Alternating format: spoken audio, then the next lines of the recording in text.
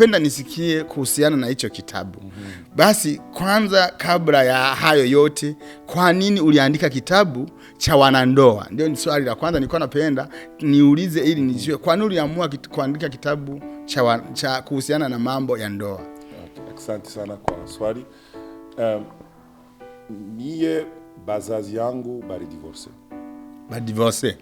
Niko mtoto ule anatokea mfamili ili divorce. Nyumbani. Bazazi manafundisha na bo menye bakifika ya ma 16 ans 17 ans baende kwa ma seminaire, ma conference ya ba couple. Baada ya kuandika kitabu hiki, je, kuna watu ambao waliweza kununua kitabu wakakisoma?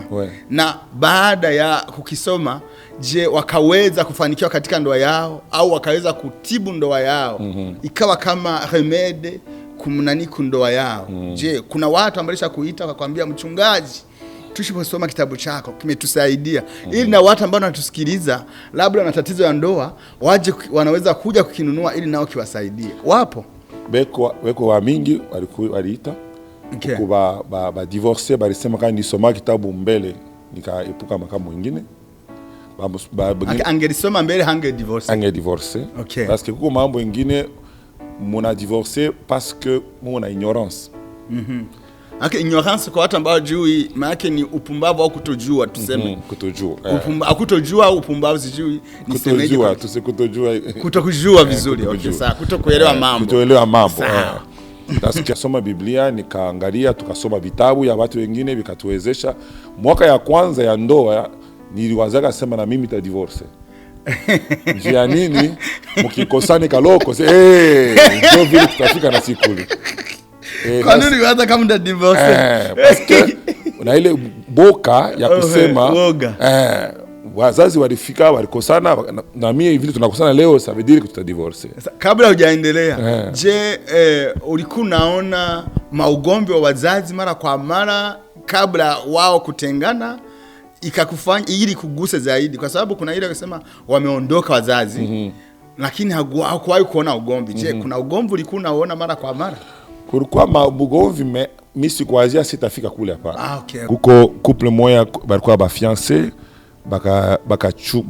bakaanza kureporter kila mimi atutaona yumo kapana. Tuona parce que bukomvi bulikuwa sana mu fiançailles. Okay, mon fiançailles, okay. Bakasoma kitabu, bakaona kila mtu kitu gani kile fale babadilishe. Mikakutana nao ku salon du livre chrétien ya Montréal. Bariuzaka kitabu kitoka mu 2021.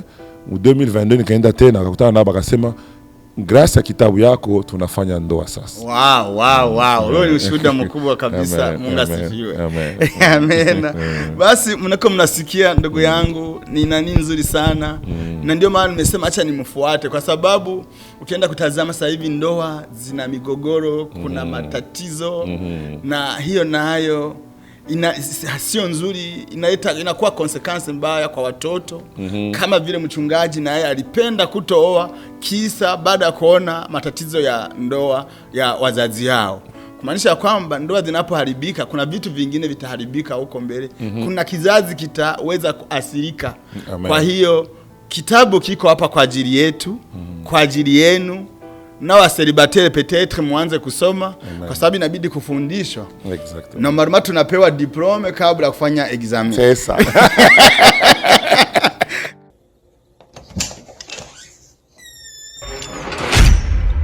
Ufunguo TV. Wapendwa watazamaji wa Ufunguo TV, leo tumepewa neema kwa mara nyingine tena. Kama mnavyoona, leo tuna mgeni wetu rasmi ambaye tulikuwa tunamngojea kwa hamu. Kuna watu wengi labda hawamjui, lakini najua kuna baadhi ya wengine tena wanamfahamu. Kwa ambao wasiomjua ataenda kujitambulisha, na leo mtaenda kusikia mengi zaidi. Ni mtumishi wa Mungu mpakwa mafuta. Mungu alimjalia neema, vipaji mbalimbali. Kwa hiyo mtaenda kuonja kwa yale ambayo Mungu aliweka ndani yake. Tunaenda kumkaribisha, atajitambulisha kwa majina yake na atatuelezea yeye ni nani. Karibu. Asante. Mie niko Pasteur Thierry Lumbu. Niko mwongozaji wa Église Maison de la Restauration. hapa pa Québec City. Niko marié et père de 4 enfants. Ok. Donc, sentez-vous à l'aise, vous pouvez mélanger avec le français, c'est pas grave. J'essaye. Ok. Donc, c'est ça. Donc, nous, Natomika, comme ingénieur, ici, je suis ingénieur en automatisation, mais en même temps, Nico Mongozaji à l'église Maison de la Restauration depuis 2018 hapa Québec City. Amen, amen, amen. Nadhani mmeshamsikia yeye ni nani, majina yake na huduma gani ambayo anafanya. Mungu amemjalia neema. Yeye ni mtumishi wa Mungu ambaye anaongoza kanisa ambayo anaitwa kwa jina Maison de Restauration. Oui, oui. Amen. Maanake nadhani kama mnapotuona hapa ndipo tupo penyewe, ni kanisa ndio hili kama mnavyoona. Amen. Siku Mungu akiwajalia neema msikose kuja.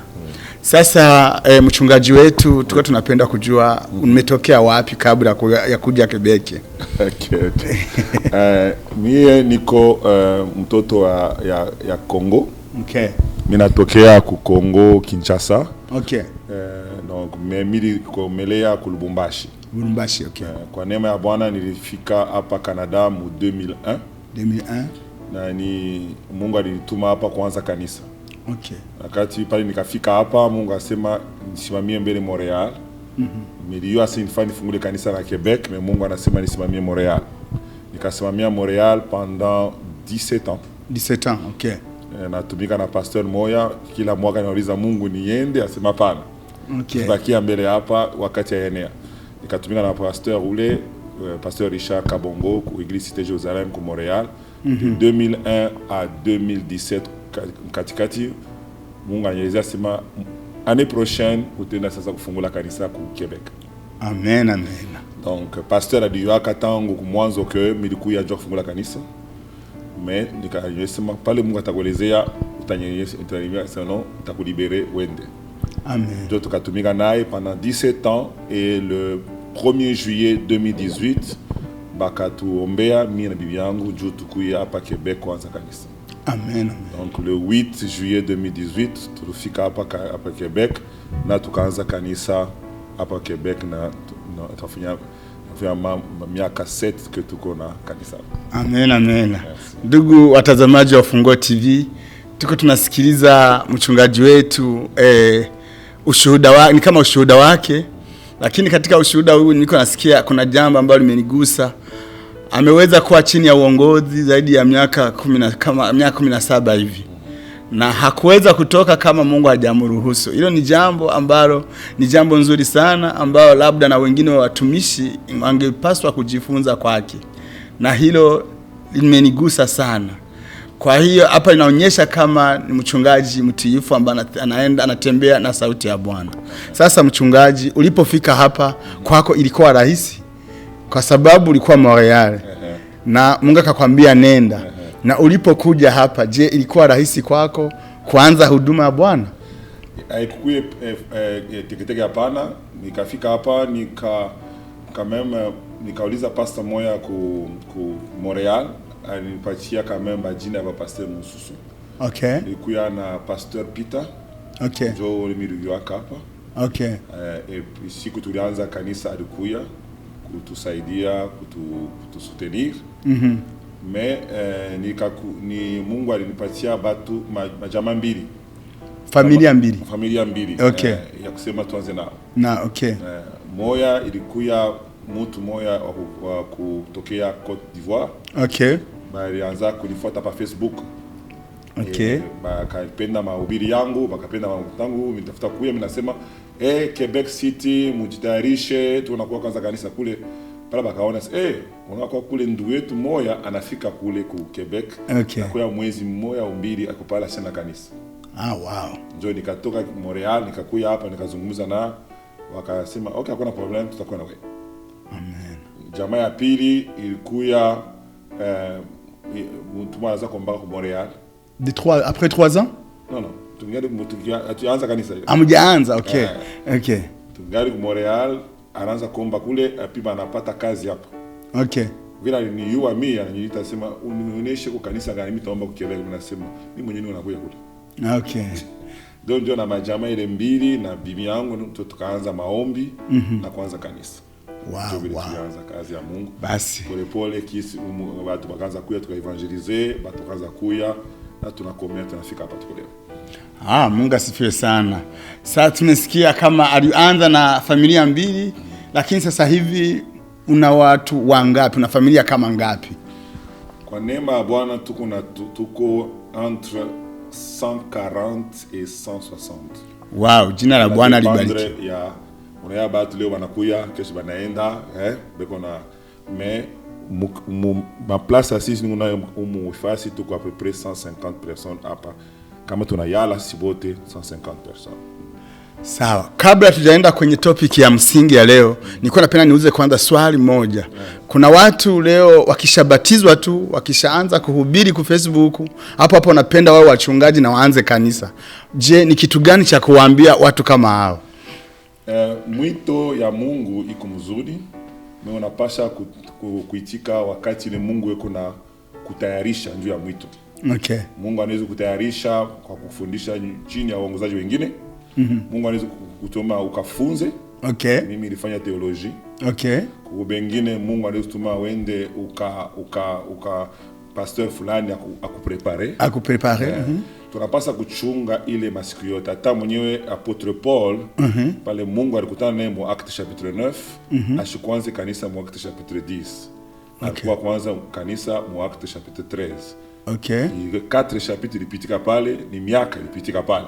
Okay, maana alianzia Acte chapitre 13. Alikutana na Mungu mu Acte chapitre 13. 9, okay. Ni mu Acte chapitre 13. Mungu anamwesema anakaribia kanisa mbebe sasa Paulo na Barnaba upate kubatuma sasa waende kwa tuma. Okay. Mais ile 4 chapitre ile inaonesha wakati ile alikana maandalizi. Anafundishiwa, anakamishwa, anamuonesha hii unafanya na bien, hii mzuri na vile anakamishwa pale Mungu anaangalia okay hapa unakuwa tayari sasa toka ukafanya kanisa. Na unagolesa bato sema Mungu kwa na mwito ya kweli. Mechunga wakati ya Mungu. Chunga Mungu akupresente, chunga Mungu akukamerishe, akufundishe.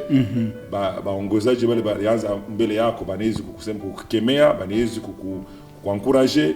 Beba yote ile ni maformation ile Mungu anakabria juu ya kuweza kazi yako. Wow, amen. Jambo zuri sana. Maana yake hajamanisha umekutana na Mungu kama vile Paulo na ndio hiyo siku napenda kuanza huduma. Maana inabidi upitie sehemu, utengenezwe kwanza, kisha ndio utumwe. Wakati umesha kuwa umeiva kiroho. Basi nakushukuru kwa hayo machache. Leo tuna topic nzuri ambayo imetuleta hapa kama Ufunguo TV. Kuna siku nilikuwa natembea kwenye mkutano fulani, ulikuwa umealikwa na mchungaji Albert. Basi nikasikia na masikio kama uliandika kitabu. Kitabu hicho kinaongelea mambo ya ndoa. Basi nikawa na shauku, nikasema napenda nisikie kuhusiana na hicho kitabu. Basi kwanza kabla ya hayo yote, kwa nini uliandika kitabu cha wanandoa? Ndio ni swali la kwanza nilikuwa napenda niulize ili nijue kwa nini uliamua kuandika kitabu cha kuhusiana na mambo ya ndoa. Okay, asante sana kwa swali. Mie bazazi yangu bali divorce. Niko mtoto ule anatokea mfamili ili divorce. Okay. Alors, parents yangu balifanya 10 ans de mariage. Okay. Après 10 ans de mariage baka divorce. Parents yangu balikuwa bakristo. Walikuwa bakristo? Kristo. Okay.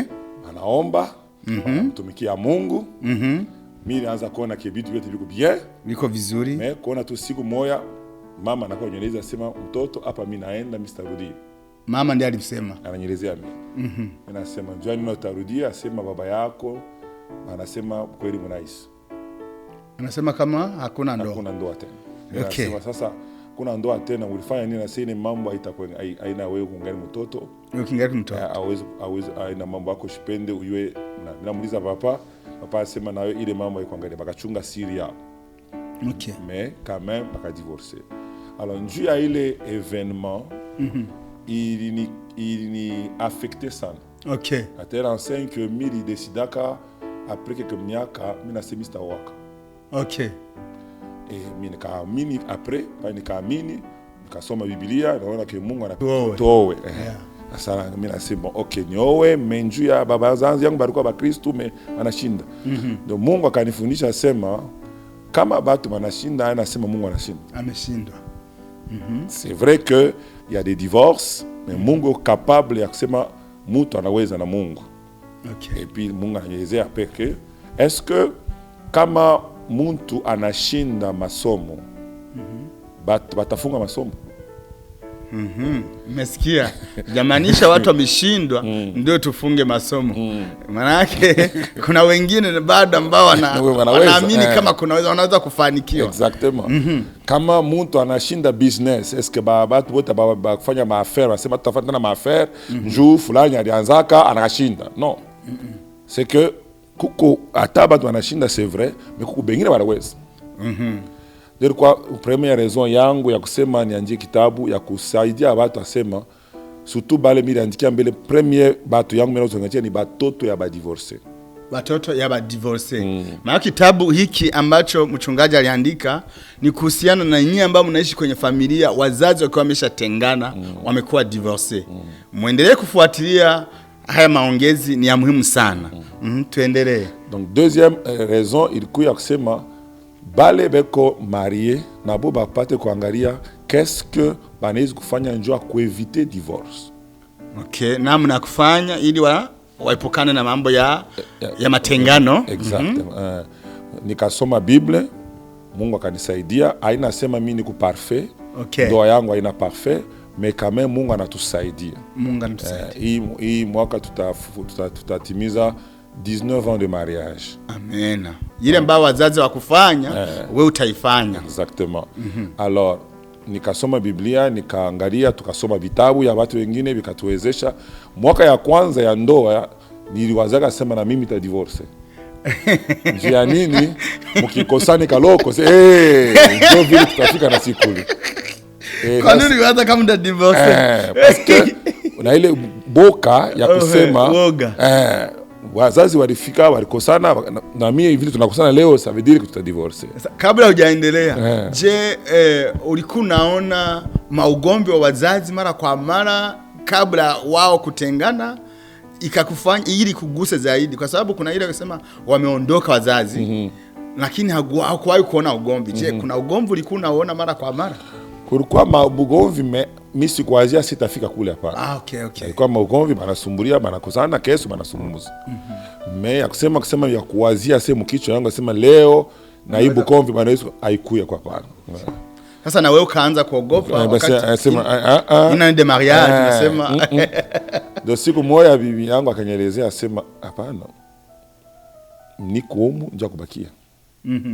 Ikanikabulia amani ya kusema tutatengeneza tushakuachana tuko watu mbili tuko mama mwingine wewe unaweza kufanya mimi naweza kufanya atufahamiane kukala pamoja mwaka ya kwanza tuko na tambuana kujua sema huyu anagalaka hivi itatusaidia tufanye nini tupate kutengeneza ndio tuendelee mbele.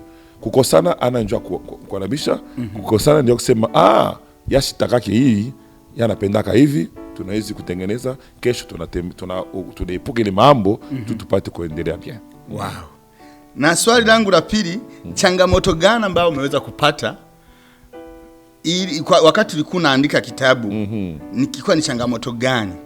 Quel défi que vous avez rencontré? Premier défi ilikuwa mbele ya kusema nani atasoma kitabu.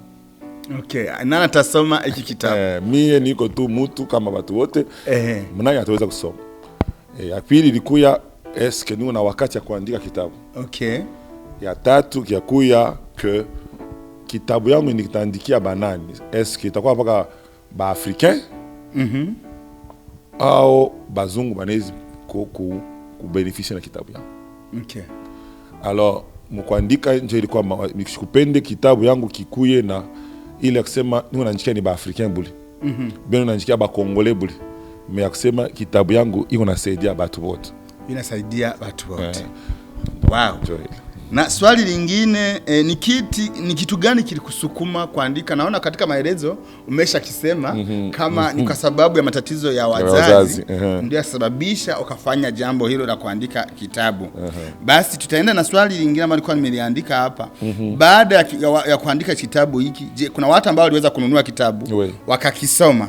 Na baada ya kukisoma, je, wakaweza kufanikiwa katika ndoa yao au wakaweza kutibu ndoa yao ikawa kama remede kumnaniku ndoa yao? Je, kuna watu ambao kuita wakakwambia, mchungaji, tushiposoma kitabu chako kimetusaidia, ili na watu ambao wanatusikiliza labda wana tatizo ya ndoa waje wanaweza kuja kukinunua ili nao kiwasaidie? Wapo weko wa mingi waliita kuko ba divorce, balisema kama nisoma kitabu mbele nikaepuka makamu mwingine. Angelisoma mbele hange divorce. Parce que kuko mambo ingine muna divorce parce que muna ignorance. Ignorance kwa watu ambao jui maana ni upumbavu au kutojua, tuseme. Kutojua. Kutojua au upumbavu sijui nisemeje. Kutokujua vizuri. Okay, sawa. Kutokuelewa mambo. Kutoelewa mambo. Parce que leo batu wanaweza kusimama, tunataka kutangulia ndoa, mwanaume na mwanamke wanasema tunapendana, wanakutana balabala, wanasema tuenda kufanya mariage, mais abafundishiwe abayue ndoa ni nini, banaingia mule tu, banasema tuikale, banaweza ni bukolocataire, ana bukolocataire hapana. Comprendre. Ce qui fait que atafanya kitu kinakasirisha mwingine inaleta matatizo. Ndio maana tunasema il faut bafundishiwe. Alors ba témoignage kuko couple moya balikuwa ba fiancé bakaanza kureporter kila mimi atutaona yumo kapana tuona parce que Bukavu bulikuwa sana mu fiançailles. Okay, mon fiançailles, okay. Bakasoma kitabu bakaona kila mtu kitu gani kile fale babadilishe mikakutana nao ku salon du livre chrétien ya Montréal. Baliuzaka kitabu kitoka mu 2021, mu 2022 nikaenda tena akakutana nao bakasema grâce ya kitabu yako tunafanya ndoa sasa. Wow. Leo ni ushuhuda mkubwa kabisa. Mungu asifiwe. Amen. Basi mnako mnasikia ndugu yangu ni nani nzuri sana. Na ndio maana nimesema acha nimfuate, kwa sababu ukienda kutazama sasa hivi ndoa zina migogoro, kuna matatizo na hiyo nayo sio nzuri, inakuwa consequence mbaya kwa watoto. Kama vile mchungaji naye alipenda kutooa kisa baada ya kuona matatizo ya ndoa ya wazazi yao. Kumaanisha kwamba ndoa zinapoharibika kuna vitu vingine vitaharibika huko mbele. Kuna kizazi kitaweza kuathirika. Kwa hiyo kitabu kiko hapa kwa ajili yetu, kwa ajili yenu. Na waselibatele peut-être mwanze kusoma. Kwa sababu inabidi kufundishwa. Exactly. Na mara tunapewa diplome kabla ya kufanya exam. Sasa. Kwa hiyo watu tunabidi tupate diplome kisha tuingie kwenye ndoa. Wala. Basi tutaendelea na swali lingine. Mimi huwa napenda kutafakari sana. Mungu amenibariki, akaniokoa, kaniita nikawa Mkristo kama wengine kwa neema yake. Amen. Huwa napenda kutafakari sana mimi kuhusiana mambo ya ndoa. Sasa ndio maana nikaandika swali nikasema, je, kutengana ni dhambi ambayo inasamehewa? Hapo inatokana namna mtu anavyoiwaza au anaifikiria na mimi namna naifikiria. Lakini wewe kwa sababu unaweza kuandika kitabu, Mungu akakujalia. Kuna vitu vingine Mungu alikupatia. Mnaweza kutuambia nini kuhusiana na hii dhambi ya matengano? Je, ni dhambi ambayo inasamehewa? Karibu tena. Asante. Dhambi yoyote inasamehewa. Biblia inasema dhambi moja bule hawezi kupata sama, ni dhambi ya péché contre le Saint-Esprit. Okay. Tout autre péché tunaweza kufanya pa dunia, Mungu atatusamehe. Sawa. Kabla hujajibia huko, kwa nini nimeuliza hili swali? Kwa sababu Biblia nasema ndoa ni kitu kimeunganishwa na Mungu. Exactly. Na hakuna mtu ambaye anaweza kutenganisha tofauti na kifo. Kwa hiyo kifo akijaja watu wanatengana.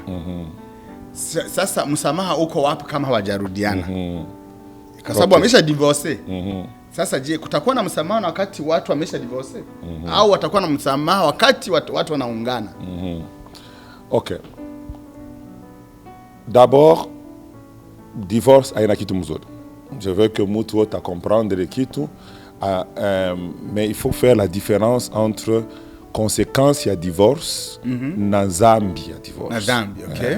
Zambi ni we na relation na Mungu, unakosa Mungu, okay, tunaachana na bibi yangu na bwana yangu, Mungu unyurumie. Okay. Mungu atakurumia. Parce que unalomba burumu. Maana umefanya dhambi, unaomba msamaha Mungu. Mungu anakurumia. Okay. Sasa kuko parti ya mpili ya kusema Mungu anapenda utengeneze na ndugu yako. Okay. Okay. Mais Bible nasema hivi par rapport à divorce. Bible nasema mu Matthieu 19 1 à 9 kusema est-ce que on peut divorcer pour un motif quelconque?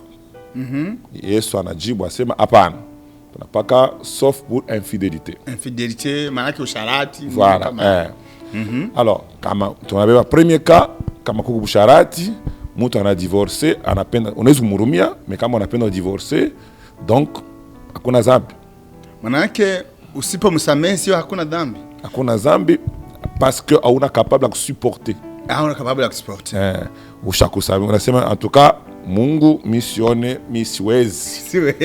Kujua sema huyu mwanamke huyu mwanaume alitoka na bwana mwingine na bibi mwingine. Biblia nasema njuu ya ile vile hauta usiporte Mungu anakuacha. Okay. Sasa premier dimension. Pourquoi nasema zambi ni unalomba toba mais sa conséquence ndio ibitu nasema hapo. Okay, maana ya consequence maana yake matokeo ambayo yanakuja baadaye. Maintenant, deuxième cas, unasema tunatafuta kudivorce njuu bibi ashina adabu, bibi asisi yake, bwana anafanyaka hivi, ndio mamotif ndio chawi. Ile mamotif quelconque ile bibi nasema. Alors, bibi nasema haupasha kudivorce. Okay. Unapasha kutengeneza na ndugu na dada. Okay. Maintenant, kama unazo tengeneza na ndugu na dada, kama una divorce, unakatana nasema mimi ni mchao mishipende, ile ni maka par cas que ba pasteur batatraiter mishezi kusema kumbele la kamera. Okay. Mais kumbele ya Mungu kama unakufa eke urubeba kwa wakati ya kulomba toba, Mungu ashakupardonner. Okay, maana wakati umekufa, tuseme umefanya divorce na unakufa. Mais kama ulikuwa na wakati ya kusema Mungu nyurumie kwa hii divorce, pardonner, unaweza kwenda mbinguni. Unaweza mbinguni. Okay. Maintenant, problème ni kama unasema mimi nafaa kuolewa tena, njoo kule unakuwa sema utaolewa na nani au hapana? Okay, sasa maana kama hauolewi unabakia kwa vile. Hakuna tatizo. Hakuna tatizo. Ukiolewa sasa, kuna kuweza kwa tatizo, mais kuweza kwa tatizo. Tende pole pole. Tushende ma conclusion mbio. Pourquoi? Donc Bible nasema il faut utengeneze na ndugu. Donc ndio ile reconciliation lisema tutengeneze. Wewe unasema mimi sipende kutengeneza. Ubia ule Biblia anasema sipende kutengeneza. Ile sasa Mungu anatia kanisa responsabilité. Ya kulibere mtu au hapana. Okay. Matthieu 18 unasema hivi. Matthieu 18 15 à 17. Inasema kama uko na shida na ndugu, ikuwe mambo ingine, ikuwe mambo divorce, kutana naye mtengeneze.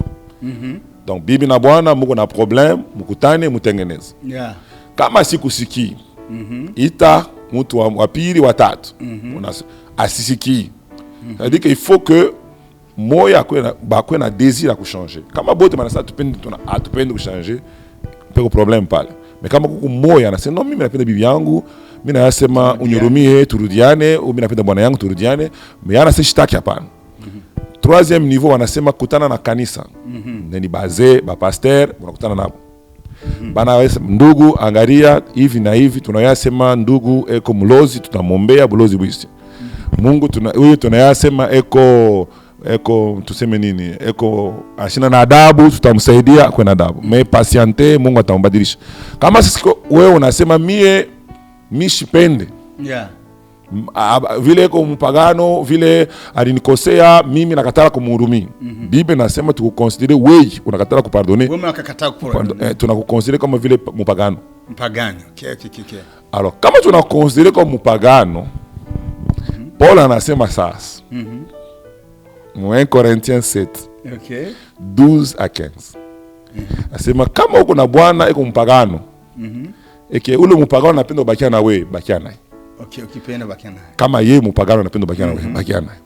Me kama mpagano anasema wewe mambo kwa maombi, mishitaki mimi naenda. Sasa umwache. Unakuwa libre. Maki unakuwa libre kwa sababu ni mpagani. Mpagani, unaona. Donc kama tuko ba Kristo, tunakuwa kumisa, tunaombaka, tunafuataka Mungu. Que weye Bwana ubien bibi unakatala kunyurumia makosa yangu. Parce que weye ushakushirika, ba pasteur banasema, banasema au penda unakatala kunyurumia, wewe unasema mie kunaishi. Kumbele ya Mungu kumpagano. Vile kumpagano bwana yako kanisa tamwezi kumkaburia ruhusa au kwa sababu wewe unakatala. Sasa. Sawa. Donc c'est pourquoi mimi nasema aina wewe mwenyewe njoo wewe unanisikia wewe nakuona tu ushakushika unasikia bia wewe utakafanya divorce. Mimi sisemi vile hapa. Mimi nasema aina wewe utasema ni kanisa ndio litamu. Kama inaangalia sisi tunafanya mademarshe yote. Aina mu 2 jours mademarshe yote ya kusaidia mtu ndada umurumie baba umurumie mais wewe unakataa. Njoo pale kanisa njoo ana ule bwana atasema kanisa inapaswa prononcer. Hii mambo mimi vivre mu Londres. Mnaisadiaje? Pasteur moya bibi yake abakwaza kuzala. Bibi anasema tukafanya examen tuyue nani iko na problem. Bibi bien bwana. Banaenda kule médecin anasema ni bwana. Alors bibi asema anasupporter kisa na mie lwangu mishoni. Akarudia Kinshasa anaenda beba copain wake wa zamani. Ule anayasema yeye biko na fonctionner. Anakuwa naye mu Londres bibi bwana anasema tubakie pamoja Mungu atatenda. Mitapona na tutazala watoto. Hapana. Anakimbia Bukweli. Hakuweza kuvumilia. Hakuweza kuvumilia ile. Ba pasteur bakaona bakasema bakafanya banafanya kama ni ina ne dimi biko na kutafuta kurudisha. À un moment donné vile manona ndugu anakatala kurudia akisha anabeba bwana mwingine tout ça bana considérer que les dada banapita kumbele ya kanisa banasema a partir ya leo bibi wa pasteur fulani kumbele ya kanisa ni mpagano vile kwa mpagano na nakatala Bukweli pasteur huyu tunamulibere anaweza kuoa Jovina vile inekalaka mkazi ya bwana. Okay. Tuko tunajifunza mengi. Kwa yale ambayo tuyajui tunaendelea kujifunza. Kwa hiyo mimi nilikuwa na leta hilo swali kwa sababu Biblia inasema tuvumilie hadi mwisho. Sasa na Biblia tena inasema 7 mara 70 samehe. Sasa nasema kwenye ndoa maana tunaishi ni kusamehe. Sasa mtu kama hasamehe anaamua kudivorce. Maana yake ndio ile dhambi, kumbe ni ile dhambi sasa, maana yake ndio nisema sasa atasamehewaje wakati hajasamehe. Ndipo nilikuwa nauliza je, eski ni dhambi ambayo inasamehewa kwa sababu mwenyewe hakusamehe. Na Biblia inasema samehe 7 mara 70. Hata kama kuna dhambi inaonekana kama ni kubwa, lakini hiyo ni mawazo yangu. Sasa nikasema sasa kwa nini Yesu alisema tufasamehe 7 mara 70? Kuna dhambi za kusamehe na za kutosamehe. Na comprendre question yako mais Biblia inasema zambi ila hatuwezi kusamea ni paka moya ile Mungu hashezi kusamea ni paka moya mie mwanadamu na we mwanadamu tunapasha kusamea. Kama mimi nakatala kukusamea Biblia inasema inakuwa mpagano. Mjue mshifuate mahali ya Mungu. Basi wanaona umesema Yesu aliruhusu anasema ikiwa ni kwa sababu ya dhambi ya uzinifu unaamua kumwacha. Sasa yule mtu anasema ndio nimezini na kuomba nisamehe. Huyu mwingine anakataa kumsamehe kwa sababu ya dhambi. Asisema simsamehe, anamusamehe masina na nguvu ya kubakia naye mwili. Anaweza kumsamehe lakini asibakie naye. Ni sawa vile wewe uko na rafiki yako.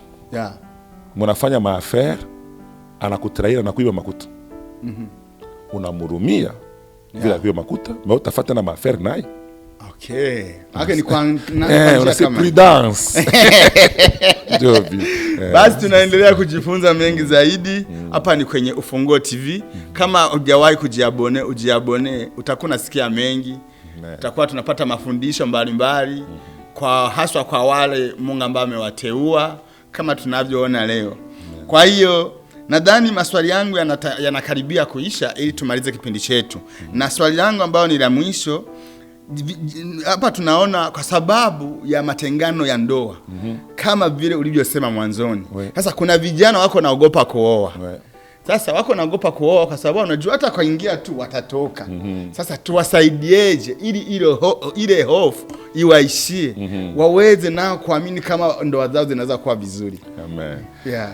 La première chose que j'aimerais dire kubiana ya kusema tuko ba Kristo hatuna bapagani. Kuna wa Kristo? Tuko ba Kristo hatuna bapagani. Hatuko bapagani, sawa.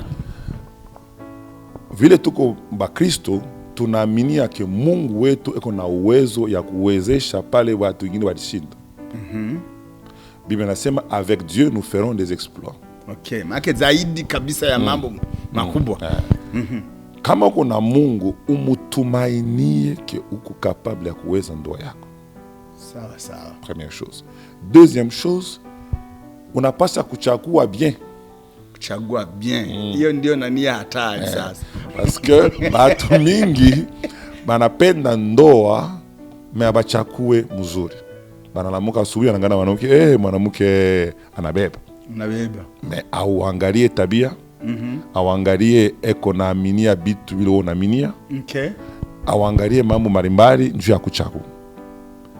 Troisième chose, njoo uweze ndoa yako, ujiangalie wewe mwenyewe. Ujiangalie mwenyewe, ujitathmini.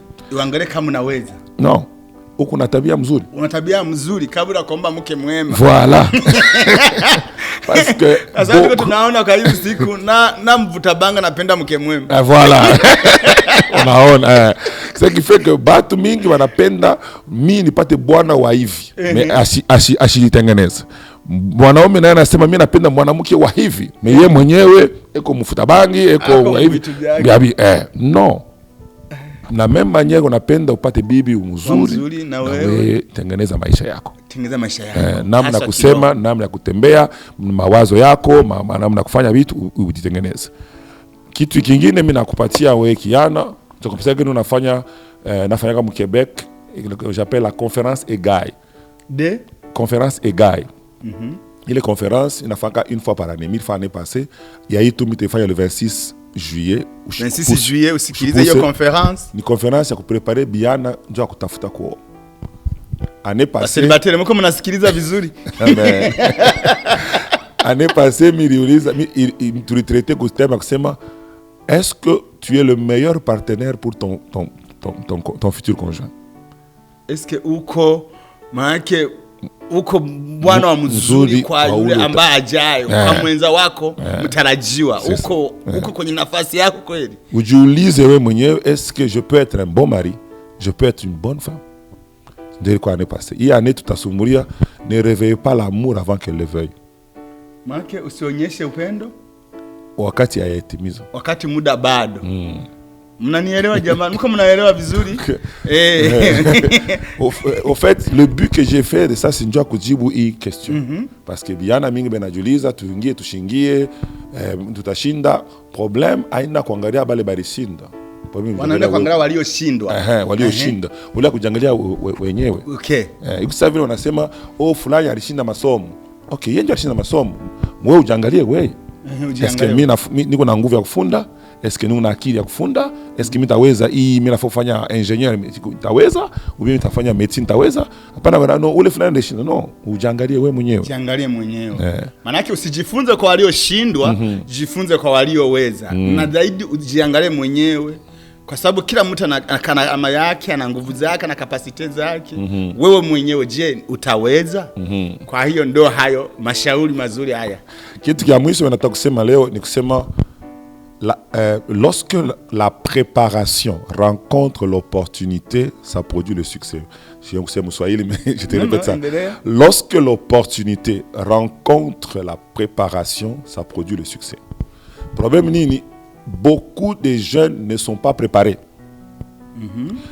Nous devons nous préparer. Moi, je dois me préparer, toi, je préparer. C'est pourquoi il y a des livres ma femme unasema watu wajiandae, maana ikiwa wasichana na wakiume wote wajiandae, maana zaidi kuliko parce que paka vile ulisema hawezi kuya chirurgien awende kwa masomo. Unapasha kufunda. Mais leo batu mingi abafunde ndoa ava kuingia mu ndoa. Sasa kabla sijakata kauli, unadhani ni miaka gani wanaweza kuanza kujifunza masomo ya ndoa? Kwa sababu tunazoea wanafundisha masomo ya ndoa wakati wanakaribia kwenda mariage. Sasa waga na mimi najiuliza, kwanza kwa hizo siku mbili watajua masomo? Hapana. Watapata diploma kweli? Sasa ni miaka gani wanaweza kuanza kujifunza mambo ya ndoa? Niko naandika kitabu kingine kile niko natafuta, niko nazungumzia maneno ya bazazi batayarishe batoto au banaume kubukweli. Batayarishe wanaume kubukweli. OK. Préparer les garçons à être de bons maris. OK, de devenir de bons maris. Oui. OK, wao wanaume wa kweli kabisa. Wazazi mnasikia? Hiyo ni yenu. Parce que j'ai constaté que beaucoup de mamans aident les jeunes filles, mais on n'aide pas les garçons. Oh. Vous allez voir que beaucoup de mamans ils disent oui, unalamuka wakati hii kumbuka ile utafanya namna gani? Mais les garçons eko tu pakevi. Kwa watu ambao tunafuata Usifungue TV labda hawaelewi lugha. Maana yake anawaambia zaidi wazazi, na kitabu bana anaenda anakaribia kuandika tena. Wazazi wengi wanajitahidi sana kuwafunda kwa Kiswahili safi wanawake mabinti kuliko funda vijana. Maana yake vijana na sisi wanaume tunahitaji mashauri, tunahitaji watufundishe. Wazazi wa mama watufundishe, watufuatilie kabisa ili tuwe baadaye waume bora. Exactement. Wow, ni vizuri sana. Mafundisho mazuri. Alors c'est ça que je dis que biana manapasha kufunda ndoa depuis nyumbani. Depuis nyumbani. Bazazi manafundisha na bo menye bakifika ya ma 16 ans 17 ans baende kwa ma séminaire, ma conférence ya ba couple. Okay, hiyo nyumbani unaona eski ni ile 10 ans unaanza kuanza kumwambia mambo ya ndoa au ni akianza kuwa na akili?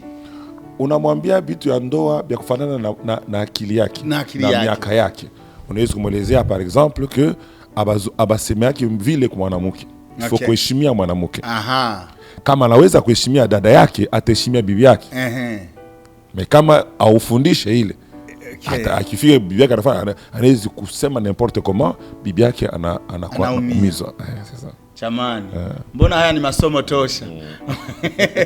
Maana yake ni kwanza kufundisha lugha ya kuongea kwenye lugha ya wanandoa kuanzia utotoni, watoto wajue namna ya kuongea. Usipomheshimu mwenzio, ndugu yako, hautamheshimu ambao utaishi naye huko ambao hukuwahi kumjua. Exactement. Basi kuna lingine unaweza kuongezea ili tuweze kukamatisha ambayo tunaweza kushauri zaidi au ni kuwakaribisha kwenye conference ambayo umeisema? En tout cas, l'essentiel, les jeunes, lisez. Lisez comment je peux dire, les aînés dans le mariage, posez des questions. Quelqu'un qui a 20 ans de mariage, uliweza namna gani? Uliza, pana kuwaje mimi na yua. Non. Paka vile tulisema nje ya ministère, tunasema una appel, ufuata ba pasteur, bakusaidie. La même manière utaoa kesho, uliza wale wengine bashakuolewa. Ndi banafanga je, banayaka nje sema huyu bibi mzuri, ana bibi mzuri. Banayaje huyu jo bwana mzuri, ashina bwana mzuri. Banakalaka na bwana je, banakalaka na bibi je. Kama unauliza bibi, uko ni forme. Pale wakati tafika, unakutana na mtu utaoa, uko deja tayari. Mais kama hii masiku yote unaangalia paka TikTok na Facebook au fu de kitu, utapata mume wa bien mais auyo namna kukala naye. Utapata mke wa bien mais auyo namna kukala naye. OK, wow. Il faut que jeunesse mu prendre au sérieux, paka vile unabeba wakati ya kwenda kwa masomo, prend au sérieux ujideveloper kuya mutu ya bien, baba wa bien, mume wa bien. Parce que j'ai rencontré batu bengine beko ba couple ya bien, c'est-à-dire bwana napenda bibi bien sana, mais abayue namna ya kusaidia watoto yao. Hawajui namna ya kusaidia watoto wao. Donc beko ba mauvais parents. Mauvais parent. Bon marié, mais mauvais parent. Donc, on a besoin d'apprendre tout. Kuko bitabu bikwako bya mingi bashakuandikiwa tu kwa Kristo mwende kwa librairie ya bitabu ya mingi. J'ai même des livres mais na conseiller batu akisema il y a un livre on dit comment élever des adolescents. Donc uko pasteur, uko mkristo, uko na mtoto, uko na 15 ans, 16 ans, soma kile kitabu. Wow. Hapana semina yua, au yue ndugu. Aujue. Soma. Tunajifunza utayua koma mtoto hivi. Et puis uko muinchi nyingine. Hapana kutafuta kueleve batoto yako sasa vile ulikuwa mu Afrika. Unaona mu Afrika, uko mu Canada. Funda pe koma kwenda na watu wa Canada. Uko na bibi muriishi miaka 5 mu Congo au bien mu Afrika. Unafika naye huko. Adapte aussi ta manière de vivre. Hapana wewe ku Congo unaweza kama mkono mkulu pa ingine au kwa kufanya kitu unafika huko unapenda ondelesha kule ulikuwa na ba domestique. Hiyo ni kweli. Huko hauna na ba domestique. Huko hakuna watumishi. Donc unapasha kuchanger mambo ingine cha kusaidia bibi yako, kusaidia bwanako, mnasaidiana kazi nani ndoa yenu iende mbele. On comprend. Kama nasoma kitabu yangu franchement mais j'explique que Abraham pale alipata bageni kwake. Abraham alirisha bibi yake, wewe fanya prepare nani repas kule. Anaisha ba serviteur mfanye kitu fulani. Yeye mwenye Abraham anabeba maziwa aenda kuba servir. Mais leo ba Kristo ba mingi kama hata mimi wasitembea kwa matembelea kwa nyumba. Bwana nekala na asemenda kwa bibi afanye mambo yote. Maana anafanya telecommande, leta mkate. Leta yeah, asifanye yeye kitu. Hapana. Le père de la foi, Abraham, père de la foi. Alikuwa anafanya kusaidia bibi yake kazi. Service nzuri nyumbani. Sasa wewe uliamini jana hii. Hausaidie bibi yako. Je suis le chef de famille. Soma Biblia yako bien. Mungu akubariki. Amen. Basi mchungaji naenda kumaliza lakini na labda hii swali itajibiwa kwenye conference. Haoni kama ni vigumu kupata kutambua mtu ambaye anastahili? Haoni kama ni jambo gumu sana kwa sababu unaweza kukuta mtu ni Mkristo anaimba amekuja labda kwa ile misio yake kusudi atapate Bwana. Hiyo inawezekana. Au ni mkijana anakubali na okoka kwa sababu ananyemelea kabinti ndani ya kanisa. Exactement. Sasa kama hauna macho ya kiroho zaidi, aone kama ni vigumu kumtambua mwenza wako. Non. Le problème c'est que ba Kristo amingi atuombaki. Kama unaomba Mungu hata kama wewe hauna nabii, Mungu atafungula macho yako namna nyingine. Atafungula macho ya kuona. Atakuelezea huyu mtu namna eko nani kupitia manjia nyingine. Okay, sawa. Anawezi par exemple unaomba Mungu huyu dada mimi nafaa kumoa, unyelezee eko mtu mzuri au hapana. Mungu anaweza kupermettre que umukute siku moja. Sehemu. Eko nafanya mambo moja. Unasema ni huyu. Naona. Hauna nabii au kone vision mais unamkuta anafanya mambo mbaya. Unajua huyu eko hypocrite sitabeba. Mungu anaweza pia kufanya nini? Kama dada moja siku moja ananiita pasteur, mimi napata Bwana, mimi nafaa kumoa, mimi nasema est-ce que uko sûr? Tukamiliomba niko na salama. Mimi napenda na wewe omba Mungu akuelezee. Mimi nasema en tout cas mimi naombaka mimi sipendee kuingine mne mambo. Njuka mimi nasema tase pasteur ndio alisemaka. Mimi taomba Mungu akuelezee wewe mwenyewe. Asipitie kwangu. Tukaomba akaenda. Quelques jours après balikuya bana kama nasumbulia avec fasi garçon anacha telefone yake. Et puis anaenda saa moja telefone nari. Pa telefone naria ile photo inatoka pale. Ni photo ya yeye na mwanamke na watoto wawili. Inamfanya saa nini? Et puis aliachaka na porte-monnaie kupembeni. Ilikosha muyala anaacha. Akafungula na kuta ndani photo moja ya yeye ubuyana na bibi na watoto wawili. alikuwa mu Canada, mariacha batu kupei kule. Alikuwa kufunda masomo huku, measha kwa bibi na batoto kule. Pale anasema balitembea na ule buyana kama ni presque mwaka mzima na haju. Me ile siku tunaomba Mungu yeye akatupia njia ya kumuelezea ana mtu mzuri. Nguvu ya maombi jamani. Kuombe ndugu, tuombe. Kama unasoma Biblia mu Genèse 24 pale huyu Eliezer anatafuta kubeba bibi wa Isaac. Abraham anasema wende kule. Kama huyu mwanamke anakatala kuye ushubebe, mimi napenda akuye yeye huko, Isaac ashtenda kule. Pale anafika anaomba Mungu, ase Mungu bana mge baba mingi. Misiwe nani atakuya bibi wa Isaac. Ula tatoka. Na ananikaburia mai. Anakaburia pe mai bapunda yangu. Akuye bibi ya mfalme. Amen. Akaomba, Mungu akatimiza. Maana kwa jambo lingine kuomba ishara. Mungu maombi inafanyaka. Problemi iko ni pale ni nini?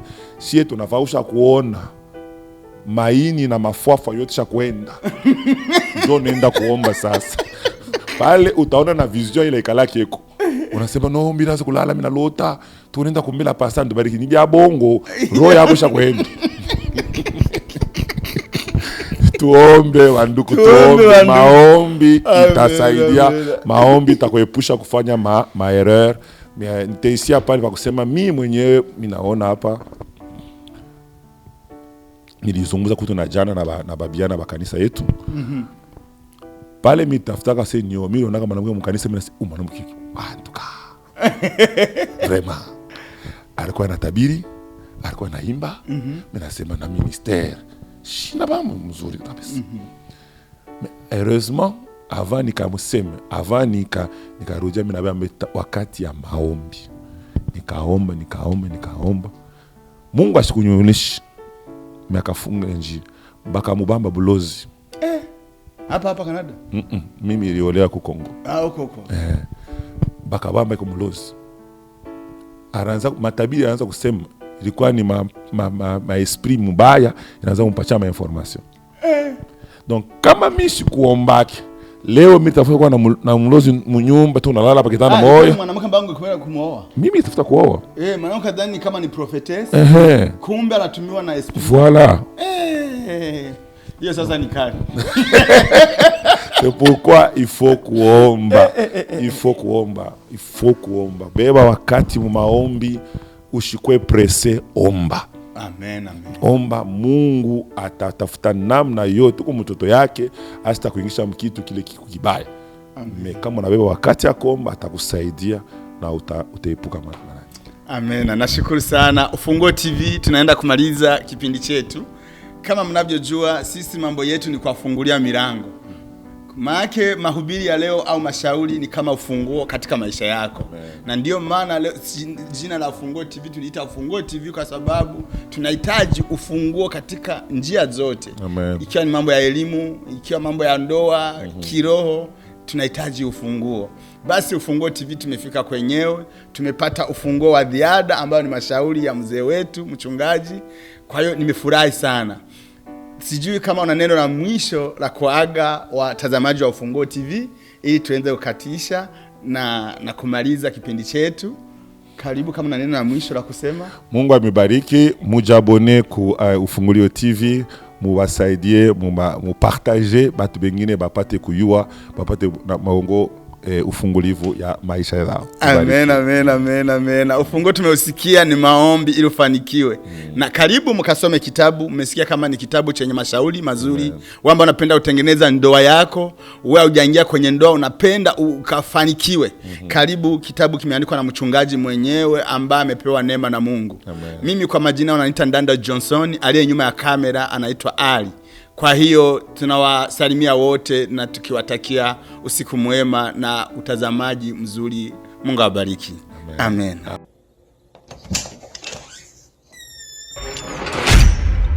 Ufunguo TV.